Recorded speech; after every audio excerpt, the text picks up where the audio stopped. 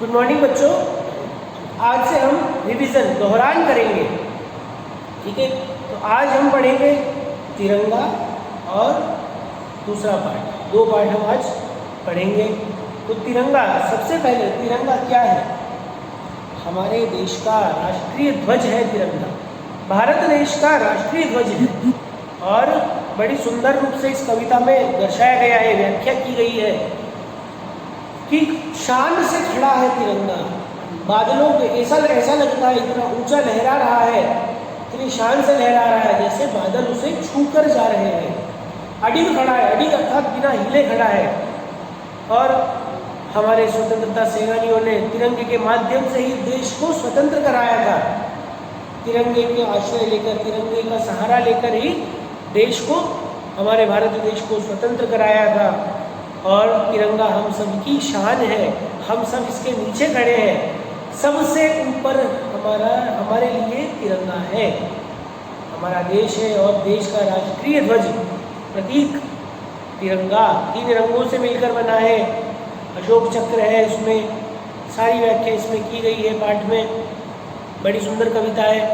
तो आइए इस कविता को पढ़ते हैं और इसके साथ ही दूसरे पाठ को भी हम मिलते हैं। देखिए उसमें क्या बताया गया है, चंद्रगुप्त मौर्य के विषय में बताया गया है, जो ईसा से 321 वर्ष पूर्व राजा बन गए थे मगध के, पाटलिपुत्र के। मगध पाटलिपुत्र जो आज पटना के नाम से प्रसिद्ध है, बिहार की राजधानी, उसका प्राचीन नाम पाटलिपुत्र था।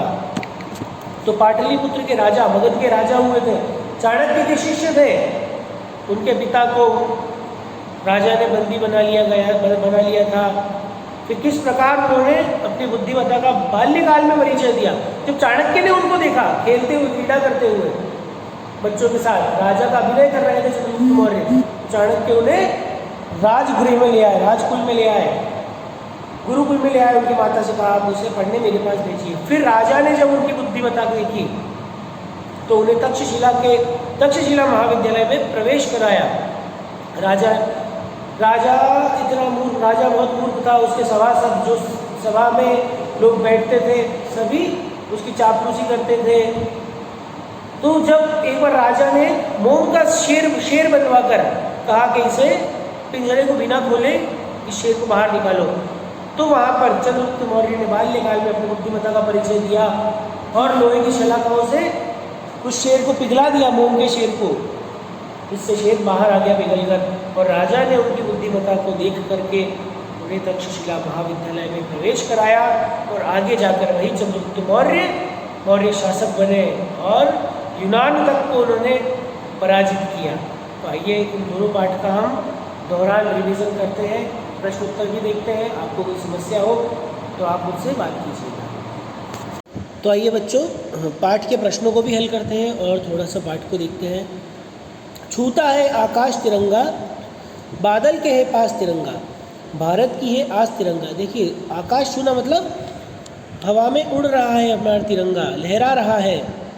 बादल के है पास, इतना ऊंचा है कि बादल भी पास दिखाई दे रहे हैं।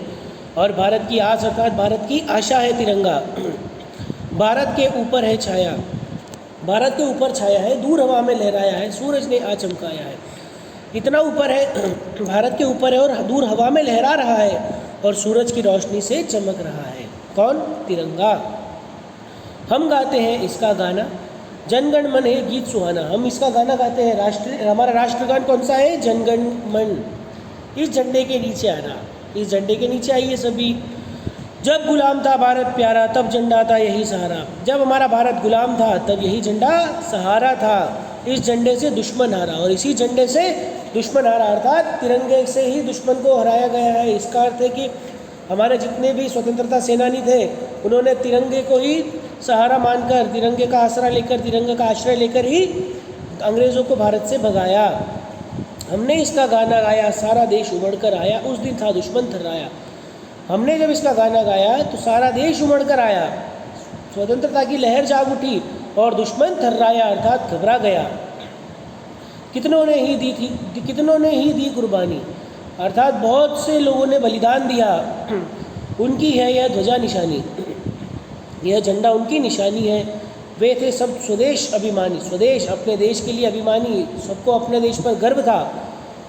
हम सबसे है बड़ा तिरंगा, अडिग भाव से खड़ा तिरंगा, सबके मन में चढ़ा तिरंगा। हम सबसे बड़ा तिरंगा है, अडिग भाव से अर्थात बिना हिले खड़ा है तिरंगा और सबके मन में चढ़ा हुआ है तिरंगा। सबको तिरंगा बहुत प्यारा है। ठीक है, तो संदेश क्या मिलता है? देश प्रेम का भाव और आज़ादी का मोल समझना, हमें इसका संदेश मिलता है। अब देखिए पाठ के प्रश्न उत्तर। कविता की पंक्तियाँ पूरी कीजिए। तो जब गुलाम था भारत प्यारा, तब झंडा था यही सहारा, इस झंडे से दुश्मन हारा। अब तिरंगा हमारे मन में क्या भाव जगाता है? तिरंगा हमारे मन में देशभक्ति का भाव जगाता है। दूसरा, कविता के अनुसार दुश्मन क्यों थर्राया? क्योंकि जब सभी ने मिलकर तिरंगे का गीत गाया तो दुश्मन भी थर्राया। सभी आगे हो गए, स्वतंत्रता के लिए खड़े हो गए, इसलिए दुश्मन कांप गया, थर्रा गया, डर गया। तिरंगा किस भाव से खड़ा है? अडिग भाव से खड़ा है। अब देखिए पर्यायवाची शब्दों में सही का निशान लगाना है हमें। आकाश, नभ और गगन, बादल, मेघ और घन, पवन, हवा और वायु, सूर्य, सूरज और दिनकर, शत्रु, दुश्मन और बैरी। दिए गए शब्दों के शुद्ध रूप पर गोला बनाइए। देखिए तो तिरंगा, गुलाम, दुश्मन, निशानी, स्वदेश, भारत के ऊपर छाया है तिरंगा। इन सभी को हमें सही वाक्य बनाकर लिखना है। भारत के ऊपर तिरंगा छाया है, हम गाते हैं इसका गाना, तो हम इसका गाना गाते हैं। अब है आज़ाद भारत देश, अब भारत देश आज़ाद है। तिरंगा बड़ा है हम सबसे, तिरंगा हम सबसे बड़ा तिरंगा है। उमड़ कर आया सारा देश, तो सारा देश उमड़ कर आया। अब देखिए बच्चों, दूसरा पार्ट जो है बालक चंद्रगुप्त, ऐतिहासिक कथा है, मैंने अभी आपको बताया था। तो इसमें क्या है देखिए, पाटलिपुत्र में मौर्य सेनापति का साधारण सा घर था। सम्राट महापद्मनंद के अत्याचार से मगध काँप रहा था। अत्याचारी था महापद्मनंद बहुत। मौर्य सेनापति के बंदी हो जाने के कारण कुटुंब का जीवन बड़े कष्ट से बीत रहा था। उनके कुटुंब अर्थात परिवार का जीवन बहुत कष्ट से बीत रहा था। एक बालक उसी घर के सामने खेल रहा था। कई लड़के उसकी प्रजा बने थे और वह राजा बना था। उन्हीं लड़कों में से वह किसी को घोड़ा और किसी को हाथी बनाकर चढ़ता, राजा की तरह दंड तथा पुरस्कार देने का अभिनय भी करता। अभिनय अर्थात एक्टिंग करता, एक्टिंग जैसा हम इंग्लिश में बोलते हैं, तो राजा का नकल कर रहा था, राजा का अभिनय कर रहा था। उसी ओर से एक ब्राह्मण जा रहे थे, उनका नाम था चाणक्य। वे बड़े बुद्धिमानी थे। उन्होंने उस बालक की राजक्रीड़ा बड़े ध्यान से देखी। उनके मन में कौतूहल भी हुआ, कौतूहल अर्थात आश्चर्य, और कुछ विनोद भी सूझा। विनोद अर्थात हास्य, हंसी, मजाक। उन्होंने ठीक ब्राह्मण की तरह उस बालक राजा के पास जाकर याचना की। याचना अर्थात मांगा कुछ। तो राजन, मुझे दूध पीने के लिए गऊ चाहिए। राजा, मुझे दूध पीने के लिए गाय चाहिए। तो बालक ने भी राजा से उदारता का अभिनय करते हुए पास ही चरती हुई गायों को दिखाकर कहा, इनमें से जितनी इच्छा हो गायें ले लो। ब्राह्मण ने हंसकर कहा, राजन, ये जिसकी गाय है वो मारने लगे तो बालक ने सगर्व छाती फुलाकर कहा, सगर्व अर्थात गर्व के सहित, गर्व से, किसका साहस है जो मेरे आदेश को न माने? मैं राजा हूँ, मेरी आज्ञा अवश्य मानी जाएगी। बालक ने कहा, किसका साहस है, किसकी हिम्मत है जो मेरी आज्ञा नहीं मानेगा? मैं राजा हूँ, मेरी आज्ञा ही मानी जाएगी। ब्राह्मण ने आश्चर्य से पूछा, राजन, आपका शुभ नाम क्या है? तब तक उसकी माँ वहाँ आ गई। वे ब्राह्मण से हाथ जोड़कर बोली, महाराज, यह बड़ा शरारती बालक है, इसके किसी अपराध पर ध्यान न दीजिएगा। ब्राह्मण ने कहा, कोई चिंता नहीं, यह बड़ा होनहार बालक है। मानसिक उन्नति के लिए तुम इसे किसी प्रकार राजकुल में भेजा करो। उसकी माँ रोने लगी और बोली, हम लोगों को राजा ने दंडित किया है, मेरे पति राजा की आज्ञा से बंदी बना लिए गए हैं। ब्राह्मण ने कहा, बालक का कुछ अनिष्ट न होगा, अर्थात बालक का कुछ नहीं बिगड़ेगा, तुम इसे अवश्य राजकुल में ले आओ। इतना कहकर बालक को आशीर्वाद देकर ब्राह्मण चले गए। उसकी माँ बहुत डरते डरते एक दिन अपने चंचल और साहसी लड़के को लेकर राजसभा में पहुंची। नंद एक क्रूर और दूसरों को सताने वाला राजा था। उसकी राजसभा बड़े बड़े चापलूस मूर्खों से भरी रहती थी। पहले राजा लोग एक दूसरे के बल बुद्धि और वैभव की परीक्षा लिया करते थे। इसके लिए वे तरह तरह के उपाय रचते थे। जब बालक माँ के साथ राजसभा में पहुँचा, उसी समय किसी राजा के यहाँ से नंद की राजसभा में लोहे के पिंजड़े में मोम का सिंह बनाकर भेजा गया था। उसके साथ यह कहलाया गया था कि पिंजड़े को खोले बिना ही सिंह को निकाल लीजिए। मोम का शेर बनाया गया और कहा गया था कि इस शेर को पिंजड़े को खोले बिना निकालो। तो सारी राजसभा इस पर विचार करने लगी, पर उन मूर्ख सभासदों को कोई उपाय न सूझा। सभासद अर्थात जो वहाँ सभा में उपस्थित थे, वे सभी मूर्ख थे, उनको कोई उपाय नहीं सूझा। अपनी माता के साथ वह बालक भी सारी लीला देख रहा था। वह भला कब तक चुप रहने वाला था, बच्चा सब कुछ देख रहा था। तो उसने कहा मैं निकाल दूंगा। सब लोग हंस पड़े। राजा नंद को भी आश्चर्य हुआ। नंद ने पूछा यह कौन है? मालूम हुआ कि राजबंदी मौर्य सेनापति का लड़का है। राजा ने पूछा ये कौन है? तो उसे पता चला, बताया गया कि मौर्य सेनापति का लड़का है। फिर क्या था? नंद क्रोध से आग बबूला हो उठा। नंद गुस्सा उठा बहुत ज़्यादा और बोला यदि इसे न निकाल सका तो तू भी उस पिंजड़े में बंद कर दिया जाएगा, कि यदि इस शेर को तू नहीं निकाल सका तो तुझे भी उस पिंजड़े में बंद कर दिया जाएगा। उसकी माता ने देखा कि यह विपत्ति कहाँ से आ गई। विपत्ति अर्थात परेशानी, आपदा। परंतु बालक निर्भीकता से आगे बढ़ा और पिंजड़े के पास जाकर उसको भली बात ही देखा, अच्छे से देखा पिंजड़े के पास जाकर बालक ने, और फिर लोहे की शलाखाओं को गर्म करके उस सिंह को पिघला कर पिंजड़े को खाली कर दिया। सब लोग चकित रह गए। फिर उसने क्या किया, लोहे की शलाखाओं को लेकर के पिंजड़े के पास गया और शेर को पिघला दिया। सब लोग आश्चर्यचकित हो गए। राजा ने पूछा तुम्हारा नाम क्या है? उसने कहा चंद्रगुप्त। फिर राजा ने प्रसन्न होकर उसे तक्षशिला के विश्वविद्यालय में पढ़ने के लिए भेजा।